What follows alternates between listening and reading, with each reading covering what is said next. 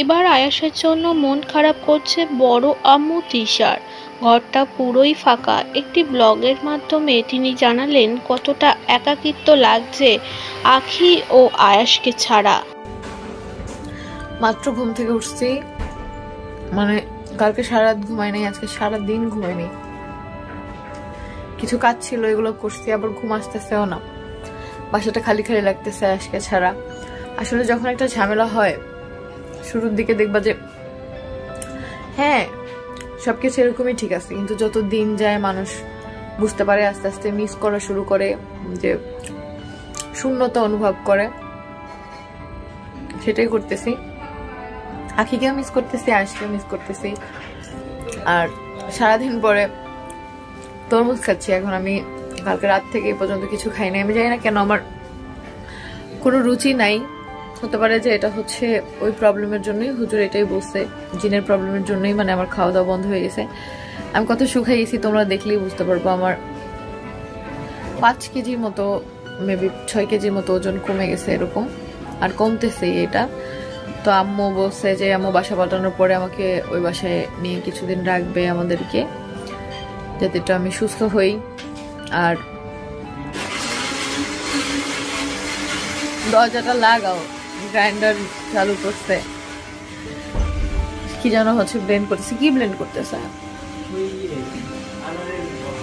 ও বুঝছি। এত কিছু আমাদের সবাই জিজ্ঞেস করতেছে আপা যে কি খাবা কি খাবা। আমার না আসলে কেমন যেন হঠাৎ করে রুচিটা একদম অফ হয়ে গেছে। চা খাইতাম সেটাও না, কিন্তু তরমুজটা বিট লবণ দিয়ে দেওয়ার পরে একটু ভালো লাগতেছে। কিন্তু আমার খেতে ইচ্ছা করে না কেমন জানি। আমার এরকম আগে কখনো হয় নাই যে টোটালি একদিন এক রাত আমি কিছু খাই নাই, মানে কোনো কারণও নাই। বুঝতেছি না আমি এখন কি ডক্টর দেখাবো না কি করব।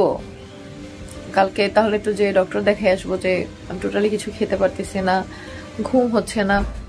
এই জন্য ঘুম হচ্ছে না, আমি আয়েশকে অনেক বেশি মিস করতেছি। রাতে আমার কাছে সারাদিন সারা রাত এনে রাখতাম, সেজন্য মিস করতেছি, এটা স্বাভাবিক। একটু পরপর দেখতাম, একটু পরপর আদর করতাম, এই জন্য ওকে মিস করতেছি, এই জন্য ঘুম হচ্ছে না, এটা বুঝতেছি। বাট কিছু মানুষ আমাদের এই সম্পর্কটা যেভাবে প্রেজেন্ট করতেছে তাদের ভিউর জন্য, ঠিক আছে। আমি দেখলাম আজকে কিছু নিউজ, মানে কেউ চায় না এই দুনিয়ায় একটা সম্পর্ক নষ্ট হলে যে সেই সম্পর্কটা ঠিক হোক। তারা ডিভোর্স পর্যন্ত নিয়ে ফেলছে, যে আহাদ আখিকে ডিভোর্স দিয়ে দিছে। ভাই ডিভোর্স কি তোর মায়ের কাছে নিয়ে দিছে? মানে একটা মানুষের কোনো এমন ভিডিও দেখলাম না যে তোমাদের সম্পর্কটা এত সুন্দর ছিল তোমরা মিলে যাও। কোথাও কি আহাদ বলছে আমাদের 203-এর কখনো ঝগড়া হয়েছে, ঝামেলা হয়েছে? আখি কি কোথাও বলছে যে তিশার সাথে ওর ঝগড়া হয়েছে? বলে নাই। আমার আর আখির কখনোই কোনো ঝামেলা হয় নাই, ঝামেলা হয়েছে আহাদের আর আখির।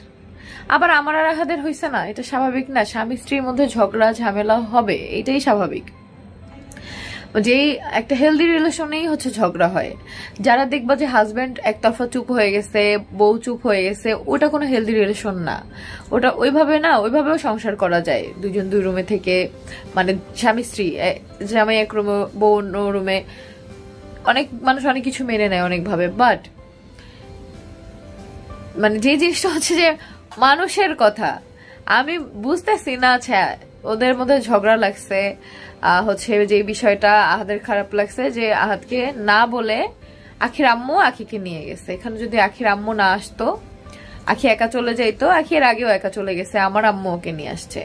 যতবারই ও গেছে আমার আম্মু ওকে নিয়ে আসছে, আমার আম্মুর বাসায় ওকে নিয়ে আসছে, আর ও আমার আম্মুর কথাই আসছে। আমার আম্মুর কথার অনেক প্রায়োরিটি দেয় ও, অনেক ভালোবাসে, তাদের অনেক ভালো সম্পর্ক।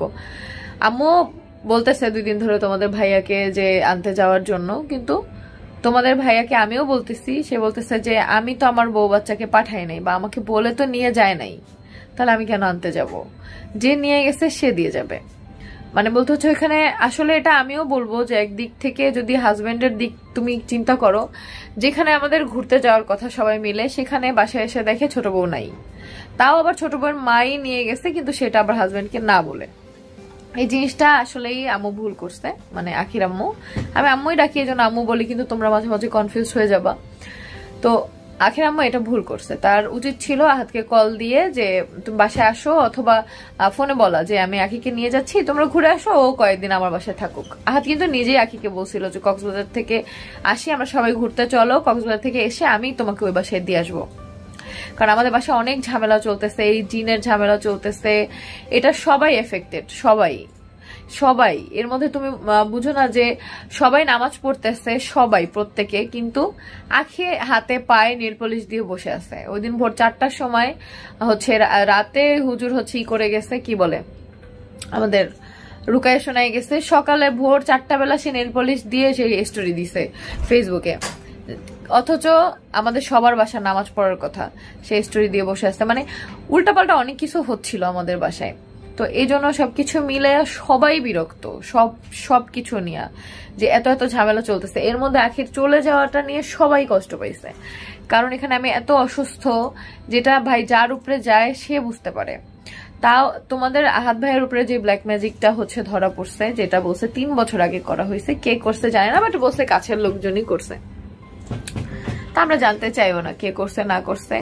আর হ্যাঁ, আমরা এই ব্যাপারটা কিন্তু ব্লগে বলিও নাই, ব্লগে বলি নাই কেন, কারণ হুজুরই বলছে যে আপনাদের যেহেতু হাজার হাজার মানুষ ভিডিও দেখে, তার মানে যারা ব্ল্যাক ম্যাজিক করছে তারাও আপনাদের ভিডিও দেখবে। তো সেই ক্ষেত্রে আপনারা এটা বুঝতে পারছেন, এটা জানতে পারলে তারা আরো কোনো প্রবলেম করতে পারে। আলহামদুলিল্লাহ এখন তোমাদের ভাইয়া সুস্থ অনেকটাই, আর কিছুদিন ট্রিটমেন্ট নিলে ওর হচ্ছে সবকিছু শেষ হয়ে যাবে। মানে ওর যে কি ভয়ঙ্কর অবস্থা হয়েছিল, যেটা আগে নিজে থেকেও দেখে গেছে। তো পারলেও বলুক যে না এগুলো সব মিথ্যা। আর কিছু মানুষের তো কোনো কাজ নাই, আখির নামে কতগুলা ফেক পেজ খুইলা, ফেক আইডি খুইলা, ভাই ওর আসল আইডি আমরা চিনি, সবাই চিনি। সেখানে লিখছে কত কাহিনী, এটা সেটা। শুনো, মিথ্যা কথা মিথ্যা কথাই, আর সত্য কথা সত্য কথাই। বাসার মধ্যে এই জিন নিয়ে বা কালো জাদু নিয়ে আমরা কি ফেস করতেছি, আমরা প্রত্যেকে। আরিফ মামা আছে, আমরা বাসায় কি শুধু 3 জন থাকি যে হ্যাঁ আমরা 3 জন যা বলবো সেটাই সবাই মেনে নিবে? আমাদের বাসায় আরো মানুষ আছে, হুজুর আমাদের সাথে ইনভলভ আছে। তোমার মনে হয় কি একজন হুজুর, সে একজন হচ্ছে মানে রাকি, সে একদম মিথ্যা কথা বলবে সবকিছু, এত সোজা? তাহলে তার বাকি পেশেন্ট গুলা কি সব মিথ্যা? শোনো, জিনের এই বিষয়টা যারা ফেস করছো তারা বুঝতে পারবা যে এটা কতটা ভয়ঙ্কর। আর আমি আজকেও তোমাদের ভাইয়াকে বুঝাইছি, বুঝানোর পরে আখিকে কল দিচ্ছে, আখি কল ধরে নাই। দেখা যাবে আবার আখি কল দিবে, মানে আহাত ধরবে না। ওদের মধ্যে এইগুলো চলতেই থাকে। দেখো, এই বিষয়টা কি তোমরা কেউ জানতেও পারতা না যদি আখি ওর বাসায় না চলে যেত। আহাদের আখির ঝগড়া প্রায় হয়েছে, আমি সেটা মিট করাইছি। ওরা যখন কথা বলছে রুমের মধ্যে যে ঝগড়া মিটাইতে পারতেছে না, আমাকে ডাকছে, আখি নিজেই আমাকে ডাকছে। ধরো 10 দিন ঝগড়া লাগলে 5 দিন আখি আমাকে ডাকছে, 5 দিন আহাদ আমাকে ডাকছে যে তুমি আসো মিট করো। 5 দিন আখি বলছে যে তুই দেখ, তুই বিয়ে করে আনছস, ঠিক আছে? এই প্রেশারটা কিন্তু সবসময় আমাকে দিছে যে তুই বিয়ে করে আনছস, তুই দেখ। আর আহাদও সেম বলছে যে তুমি বিয়ে করে আনছো, তুমি দেখো। তা আমি কিন্তু দেখছিও, যতদিন আমাদের বাসায় ছিল আমি সবকিছু সর্ট আউট করছি। ওর বান্ধবীর বাসায় যে ও রাতে থাকছে, রাত 12টার সময় আমার আম্মু ওকে ওখান থেকে নিয়ে আসছে। এটা আমার আম্মুর বলার কারণ হচ্ছে, আমি যদি বলি আখির আম্মু নিয়ে আসছে, তোমরা কি বুঝবা আমার আম্মুর কথা বলতেছি? আখি আমার আম্মুকে আম্মুর মতোই দেখে, মায়ের মতোই দেখে, আম্মুই ডাকে। কিন্তু এটা তো আমার উল্লেখ করতে হবে যে কে নিয়ে আসছে। আমার আম্মু ওকে আনাইছে, সেই উভরে 2.5 ঘন্টা কলে থেকে, সে নারায়ণগঞ্জ থেকে বাসায় রাত 2টা না 3টার দিকেও পৌঁছাইছে আমার আম্মুর বাসায়। তারপরে সকালবেলা নিয়ে আসছে। সেই দিনও তোমাদের ভাই অনেক রাগারাগি করছে যে ও রাতে বাসার বাইরে থাকছে, আমি এটা মানবো না। কিন্তু আমার আম্মু বুঝাইছে যে রাতে বাসার বাইরে বলতে আহা তুমি কি বলতে চাচ্ছ, আমার বাসায় থাকছে। ও নারায়ণগঞ্জ যাক, যেখানে যাক, সেখান থেকে আমার কাছে চলে আসছে। সো এটা কিছু, তারপর আমাদের মধ্যে কথা বলে সর্ট আউট হয়ে গেছে। দেখো, হাজব্যান্ড ওয়াইফের ঝগড়া কি মানুষ জানলে এটা অনেক কিছু, একদম ডিভোর্স পর্যন্ত চলে যায় যখন মানুষ জানে, ফ্যামিলি জানে, মা বাবা জানে। কারণ কি, একটা সম্পর্ক ভাঙার জন্য না শয়তান উঠে পড়ে লাগে। দেখবা যে এই মায়ের মনে এক উস্কানি দিছে যে হ্যাঁ ডিভোর্স কর, এটা কর, সেটা কর। বাপের মনে আর এক উস্কানি দিছে, তাহলে হচ্ছে আহাদের মনে আর এক উস্কানি, আখির মনে আর এক উস্কানি। যেই ছোট ছোট বিষয় কেউ হিসাবে ধরেও না সেইগুলা। আর সোশ্যাল মিডিয়া তো আছেই ভাই, তারা পাইলেই হয়েছে। কই থেকে কি বানায় আমার বাপরে, সে বিদেশ থেকে আমাদের বাসায় আইনা রাইখা দিছে যে আমার বাপ নাকি আমাদের সাথে থাকে।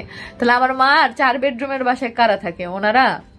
যাই হোক, এদের কথা বলে তো কোনো লাভ নেই। আজ পর্যন্ত কোনোদিন ভালো নিউজ করতে পারছে? ভাই, নিউজ চ্যানেলের কাজ কি?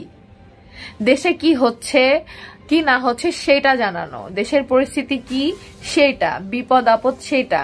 কাপল ব্লগাররা বাসায় কি করতেছে, ডলাডলি করতেছে না, 2 বউ নিয়ে ঘুমাইতেছে না, 3 বউ নিয়ে ঘুমাইতেছে, এইগুলা না। মানে নিউজ চ্যানেলগুলো এখন এমন থার্ড ক্লাস পর্যায়ে গেছে যে এদের নিউজের এত অভাব।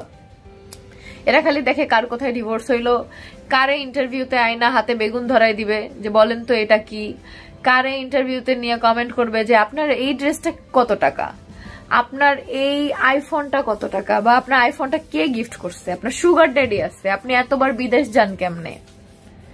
মানে একটা মেয়ে কখনো স্টেবল হতে পারে না, তার ফ্যামিলি ব্যাকগ্রাউন্ড থাকতে পারে না, সে বিদেশ যাইতে পারে না, বিদেশ গেলেই তার সুগার ড্যাডি আছে, তার সুগার ড্যাডি তাকে নিয়ে গেছে। এটা কি কোনো কথা? এইসব ইন্টারভিউ তো আমি একদমই দেখি না। কতগুলা চ্যানেল আমার ব্লক মারা আগে থেকেই, আমাদের নিয়ে তো এখন নিউজ করতেছে, আমাদের থেকে নিউজ করার আগে থেকেই যখন এই লেম লেম নিউজ গুলো দেখতাম মিথ্যা মিথ্যা, তখনই আমি তাদেরকে আনফলো করে দিছি। কখনোই আমার সামনে আসতে যে নিউজ চ্যানেল একটা মানে আবার যে এটারে কি বলে রে, ইন্টারভিউ নাই, যে এই যে গেস্টদের নিয়ে ইন্টারভিউ নাই, তাই না? হোক সে টিকটকার, হোক সে যা ইচ্ছা তাই, আপনি আপনার হচ্ছে কি বলে অনুষ্ঠানের টিআরপি বাড়ানোর জন্যই কিন্তু করতেছেন, ওনাকে আনতেছেন, ওই টিকটকারকেই আনতেছেন। হ্যাঁ ভাই, আল্লাহ বাঁচাইছে যে যেই সব হচ্ছে ইন্টারভিউ আমাদের নিতে চাইছে আপুগুলা, নাম আমি বলবো না, তারা ভালো জানে আমি যে যাই নেই। আমি টোটালি ব্লগিং লাইফের শুরুতেই বলছি যে আমার ফার্স্ট অ্যান্ড লাস্ট ইন্টারভিউ ছিল ভালোবাসার বাংলাদেশে। এরপরে নেক্সট কোনো, কারণ ওই আপুটার সাথে আমার আলাদা সম্পর্ক, তাই আমি ওকে ইন্টারভিউ দিছি। কিন্তু আদার্স কোনো পেজে এই যে ভালগার যে এইগুলা নিয়ে বেগুন হাতে ধরাই দিবে, শশা ধরাই দিবে, ভাই আমি যদি অনুষ্ঠানে যাইতাম আমার শশা ধরাই দিলে আমি ওর মুখে ঢুকাই দিতাম। আমি এই টাইপের মেয়ে, ঠিক আছে? আমি ওই আমাকে একটা কথা বলবে, উল্টা একটা কথা বলবে, ওইটা আমি শুনবো, এমন মেয়ে আমি না। আয়নার গেস্টদের, আচ্ছা একটা কন্টেন্ট ক্রিয়েটরকে আয়না জিজ্ঞেস করে ভিডিওর জন্যই তো সবকিছু করেন, তো তোরা কিসের জন্য করস ইন্টারভিউ গুলা, কিসের জন্য নেস? ভিউজের জন্য না, ডলারের জন্য না, কেন? এমনি বিনোদন দেওয়ার জন্য মানুষকে। বিনোদন দেওয়ার কি জিনিসের অভাব আছে? মানুষের এই সোশ্যাল মিডিয়ায় যতগুলো বিচ্ছেদ হয়েছে সব হয়েছে এই কাদা ছিটাছিটি করার জন্য। ধরো আহাদ একটা পোস্ট দিছে, সেটাকে অন্যভাবে প্রেজেন্ট করা হয়েছে, আখি একটা পোস্ট দিছে, সেটাকে অন্যভাবে প্রেজেন্ট করা হয়েছে। আমি একটা কমেন্টে বলছি যে আখির স্যাস্ট্রা ফ্যানরা আখিরে কতদিন খাওয়ায় দেখি। এটাকে আমি আখিরে স্যাস্ট্রা বলছি না, ওর ফ্যানদের স্যাস্ট্রা বলছি। কারণ যেই স্যাস্ট্রা গুলো আখিরে বলতেছে তুমি যাইও না, তুমি স্ট্রং থাকো তোমার ছেলে নিয়ে, তোরা যাই খাওয়াবি ছেলেরে? একটা দুধ কিনা দিয়ে আসছো ছেলেরে, না একটা ডাইপার কিনা দিয়ে আসছো আয়াসরে? হ্যাঁ, আখির সাথে যোগাযোগ কর, গিফট কর, দেখি কত আসছে, কত কিছু গিফট করতে পারো। টাকার বেলায় কেউ না, টাকার বেলায় ঘন্টা, বুঝতে পারছো? শুধু তোমরা এটাই বলবা। আর 2 দিন পর ঠিকই, আল্লাহ না করুক, যদি আমাদের সম্পর্ক ঠিক না হয়, ঠিকই তখন বলবে আখি আপু তুমি ভুল করছো চলে এসা, তোমারই উচিত হয় নাই আসা, বাচ্চাটার কথা চিন্তা করলেও থাকা উচিত ছিল। তো এইগুলা করো না, বুঝছো? মানুষকে দেখতে ভালো না লাগলে না, একটা ঝগড়া হইতে পারে, স্বামী স্ত্রীর মধ্যে ঝগড়া হয়, বাট এটা সোশ্যাল মিডিয়ায় যারা থাকে না, যারা ব্লগ করে না, তাদেরটা পাবলিক হয় না, ঠিক আছে? এজন্য কেউ জানেও না, কেউ বুঝেও না।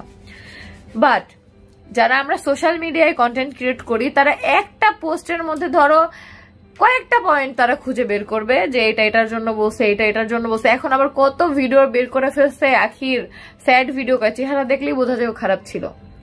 ভাই ও খারাপ ছিল, আমরা তো কেউ দেখি নাই ও খারাপ ছিল। ওর হাজবেন্ডের সাথে ঝগড়া হইতো পার্সোনাল বিষয়, এটা সবার হয়, এটা আমার কি আহাদের সাথে ঝগড়া হইতো না? হ্যাঁ, আমি পোস্ট করে কখনো বলি নাই যে আহাদের সাথে অমুক দিন আমার ঝগড়া হয়েছে, আমি তো ব্লগে বলে দিছি যে ঈদের দিনও আমার আর আহাদের ঝগড়া হয়েছে, কিন্তু সেটা আখিকে নিয়ে না। তারপরে হচ্ছে তোমার মনে করো ঈদের দিন আমার সাথে ঝগড়া হয়েছে কি নিয়ে, যে আমার আম্মুর বাসায় যাইতে দেয় নাই, সেটা নিয়ে। আমার আম্মুর সাথেও তো আমার ঝগড়া হয়েছে, কই এগুলা নিয়ে আমার কোনো রিপ্লাই দিতে দেখছো? আবার কার কার কমেন্ট দেখলাম যে আমার 2 ভাই 2 ঘরের, হ্যাঁ আমার আম্মুর অনেক বিয়ে হয়েছে, আমি কোন ঘরের ভাই? সে এই কমেন্টে এই রিপ্লাই দেয় নাই যে আমি কোন ঘরের। আমি তার কাছে জানতে চাই আমি কি ছোট ভাইয়ের সাথে ওই ঘরের, না বড় ভাইয়ের সাথে ওই ঘরের, নাকি আমার ঘর আবার আলাদা? মানে মিথ্যা বলারও একটা লিমিট থাকে, ঠিক আছে? মিথ্যা বলারও একটা লিমিট থাকে। মানুষের ডিভোর্স হতেই পারে, মানুষের হতেই পারে। আলহামদুলিল্লাহ আমার আব্বু আম্মু অনেক ভালো আছে, কিন্তু তাই বলে এই না যে তুমি এমন এমন লেভেলের কথা বলবো যেগুলো মানুষের কাছে হাস্যকর মনে হবে, ঠিক আছে? যে ওর 2 ভাই 2 সংসারের, তাহলে ভাই আমি কোন সংসারের? আমি কি? আমার কি আসলে ডাস্টবিনে কুড়াই পাইছে?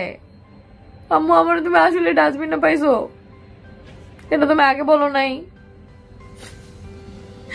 এই মানুষগুলোর এই লেম লেম মানে কথা দেখে আমি জাস্ট অবাক। ঠিক আছে, আর একটা কথা আমি ক্লিয়ার করি, তোমাদের ভাইয়াকে আমি যথেষ্ট বোঝাচ্ছি, ও তো আমার পাশেই আছে, ও পারলে বলুক যে হ্যাঁ আমি বুঝাচ্ছি না, যে যাও যে আখিকে নিয়ে আসো। বাট আহাদের কথা একটাই, আখির আম্মু আখিকে নিয়ে গেছে আহাদকে না বলে। এখানে জাস্ট আম্মুর ভুল হয়েছে, মানে আখির আম্মুকেও তো আমি আম্মুই ডাকি। আম্মু যদি জাস্ট একটা কল দিত যে আহাদ আমি আখিকে নিয়ে যাচ্ছি, তোমরা কক্সবাজার যাও, আখির যেতে হবে না। হ্যাঁ, আমাদের কিন্তু সবারই যাওয়ার কথা ছিল, আখির প্যাকিংও করা ছিল, আখির যেতে হবে না, তোমরা সবাই যাও, তোমরা আসো, তারপর আখিও চলে আসবে। না, সে আহাদকে কিছু বলে নাই, সে চলে গেছে। আমি বলবো সে মা, ঠিক আছে, বাট মায়েরাও ভুল করে, এটা গার্জিয়ান হিসাবে তার ভুল হয়েছে।